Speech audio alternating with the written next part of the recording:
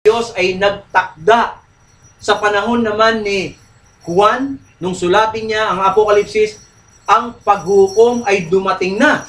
O di ibig sabihin, merong itinakda sa panahon ni Pablo, meron namang dumating na ayon naman kay Apostol San Juan. At kailan po dumating? Ayon naman po sa hula, 1844 onwards hanggang sa pagdating ng Panginoon, tuloy-tuloy po ang tinatawag nilang masiyasat na paghuhukom. So mga kapatid, tayo po ngayon ay nasa panahon ng paghuhukom.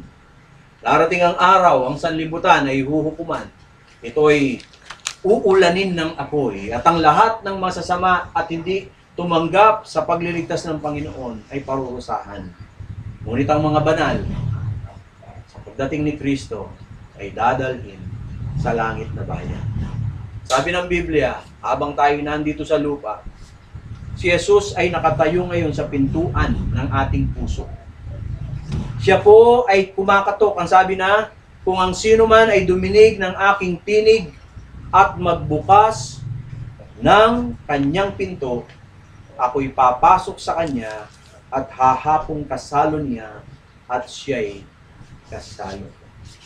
So mga kapatid, kung ating pong papapasukin si Jesus sa ating puso, wala tayong dapat katakutan sa impyerno, sa paghuhukom, wala. Bakit? Bayad na eh.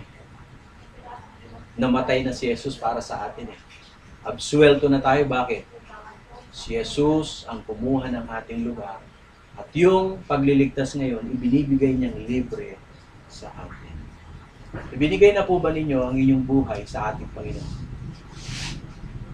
Kung hindi pa, iaalok po ng Panginoon ang kanyang kamay. At kung paanong sa silay ng liwanag ng araw, liliwanagan niya ang ating buhay, ganun din po ang gusto niyang gawin sa inyo ngayon. Kung ang buhay ninyo ay naging madilim, paliliwanagin niya. Kung ang buhay natin ay naging masalimuot at maproblema nung una, paliligayahin tayo ng ating Panginoon. Isang kaligayahang dito nang gagaling, kung ating ibibigay ang ating buhay sa ating.